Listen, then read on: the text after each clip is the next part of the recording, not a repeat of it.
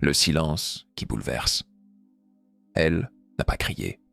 Elle n'a pas hurlé sa fatigue, ni balancé ses douleurs à la face du monde.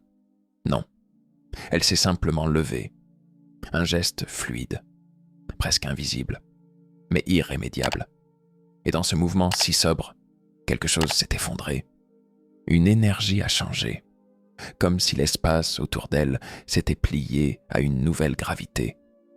Ce n'était pas un départ, c'était une affirmation. Rien n'a été dit. Et pourtant, tout le monde a entendu. C'est dans ce genre de silence qu'on comprend que la tempête est passée et qu'il ne reste plus qu'une femme debout au milieu des ruines. On pourrait croire qu'elle fuit, mais elle ne fuit pas.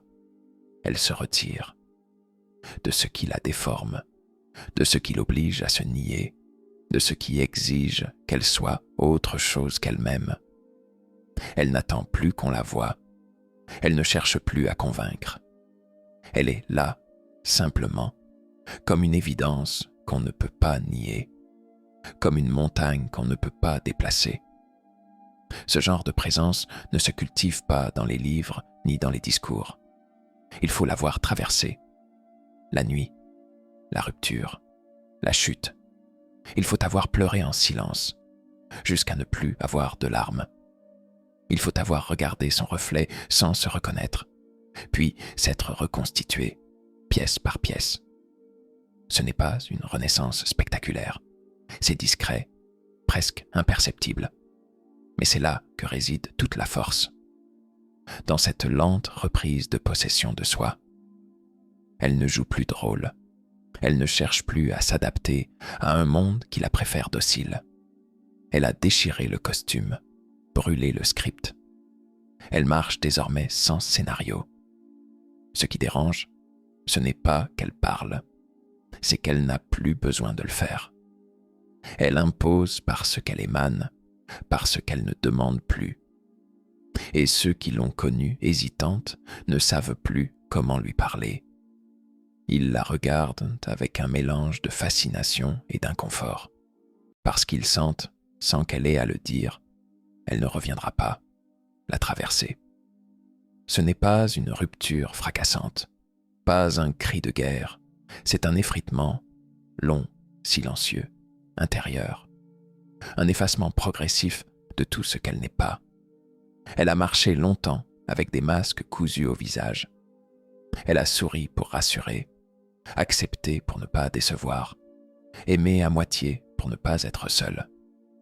Mais un jour, quelque chose a craqué. Pas à cause d'un coup de tonnerre, à cause d'un soupir trop retenu, d'une larme qu'elle n'a pas laissé couler, d'un non qu'elle a avalé une fois de trop.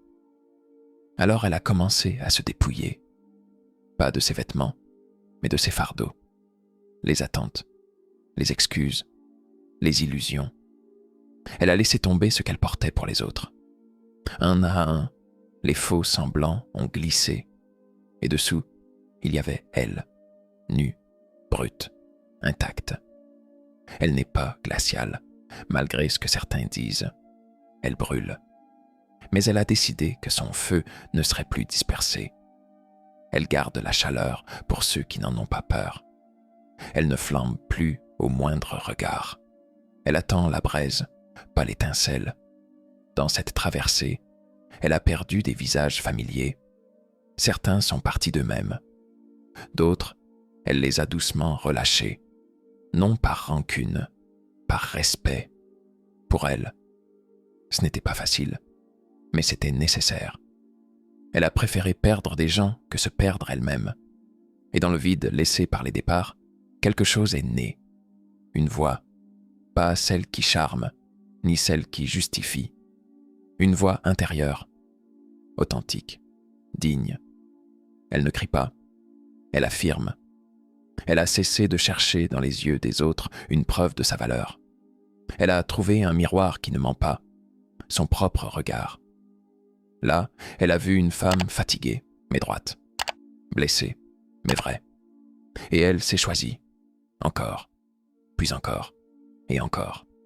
Elle ne cède plus à la peur d'être seule. Elle a appris à être son propre refuge.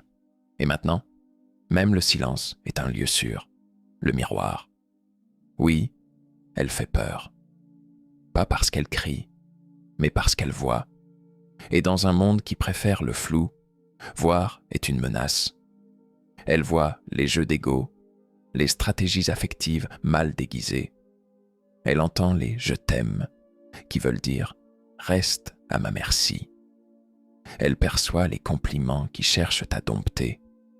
Elle lit entre les lignes, capte les intentions avant même qu'on ouvre la bouche. Et ce regard-là, celui qui traverse les masques, terrorise. On dit qu'elle est difficile, qu'elle ne laisse aucune chance, qu'elle coupe court, qu'elle juge trop vite. Mais la vérité, c'est qu'elle n'a plus de temps pour les mensonges bien habillés. Elle n'est pas impatiente, elle est lucide, elle est un miroir. Pas celui qui flatte, celui qui renvoie exactement ce qu'on ne veut pas voir. Les contradictions, les faiblesses, les faux semblants.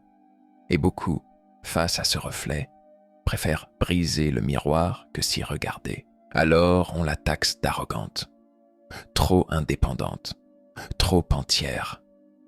C'est toujours plus simple de dire qu'elle est trop que d'admettre qu'on n'est pas encore assez. Elle ne cherche pas l'approbation. Elle ne quémande pas l'amour. Elle ne se tord plus en mille pour être acceptée. Et ce refus de se plier, on le perçoit comme une agression. Mais ce n'est pas de la violence, c'est de la clarté. Et la clarté, dans un monde bâti sur le flou, c'est radical. Elle n'a pas besoin d'être parfaite pour mériter d'exister. Elle ne veut pas séduire pour survivre. Elle veut être, simplement. Et ce simple fait, ce droit absolu d'exister sans concession, sans mise en scène, c'est là que réside sa puissance brute. Elle n'a plus peur de déranger. Elle sait que son intégrité dérange ceux qui vivent encore dans le compromis. Et elle ne s'en excuse plus. L'amour s'enchaîne. Elle a toujours eu le cœur ouvert. Pas naïf, pas imprudent. Juste ouvert. Mais ce cœur, on l'a souvent confondu avec une porte à franchir sans frapper. On y est entré, parfois sans respect, souvent sans rester. Elle ne regrette pas d'avoir aimé. Ce qu'elle refuse désormais, c'est de supplier pour un amour incomplet. Elle n'est plus cette femme qui attend qu'on la choisisse. Elle n'attend plus qu'on la remarque entre deux distractions. Elle ne tend plus la main vers ceux qui n'ont rien à offrir d'autre que leurs propres blessures mal gérées. Elle ne veut pas d'un amour qui coûte sa lumière. Elle ne veut pas d'un regard qui ne sait la voir que lorsqu'elle doute. Elle ne veut plus rétrécir pour tenir dans les bras de quelqu'un qui ne l'élargit pas. Elle ne fuit pas l'amour. Elle le connaît mieux que jamais. Et c'est pour cela qu'elle le reconnaît sous ses déguisements. La dépendance maquillée en loyauté, la possessivité peinte en passion, le besoin de contrôle travesti en soin. Elle préfère la vérité, même si elle pique, même si elle est nue, maladroite, fragile. Elle préfère l'authenticité au confort des faux liens. Elle veut aimer sans se courber. Elle veut aimer depuis la hauteur de sa dignité. Pas pour combler un vide, mais pour partager une plénitude. Elle ne demande plus « Suis-je assez pour qu'on m'aime ?» Elle se demande « Est-ce que cet amour est assez digne de ce que je suis devenu ?» Et si personne ne se présente avec cette clarté-là, elle ne ferme pas son cœur, mais elle continue sa route, pas amère, pas cynique, juste vraie. Elle ne mendie pas l'amour, elle le sème, dans ses gestes, dans ses silences, dans sa façon d'être présente. Et parce qu'elle ne le cherche plus comme un dû, il viendra peut-être, non pas pour la posséder, mais pour marcher à côté d'elle librement, sans chaîne. L'appelle. Elle ne cherche ni trône, ni couronne. Elle n'a pas besoin d'être suivie, encore moins adulée. Elle avance, et en avançant, elle ouvre un passage. Pas pour qu'on l'imite, mais pour qu'on se rappelle. Elle est une mémoire vivante, une réminiscence ancienne. Elle n'enseigne pas, elle réveille. Son regard ne juge pas, il invite. Son pas ne commande pas, il libère. Elle est la preuve que l'on peut exister sans se renier et qu'on peut aimer sans se dissoudre. Elle n'a pas choisi ce chemin pour briller. Elle l'a choisi pour survivre, puis pour vivre, et maintenant pour incarner. Elle ne parle pas pour convaincre. Elle parle pour ceux qui sont prêts à entendre. Elle murmure dans le langage du feu intérieur, celui que rien n'éteint, même après l'humiliation, le rejet ou l'oubli de soi. Elle tend la main, pas pour porter, pour montrer. Elle dit aux femmes, « Tu n'es pas née pour te faire petite.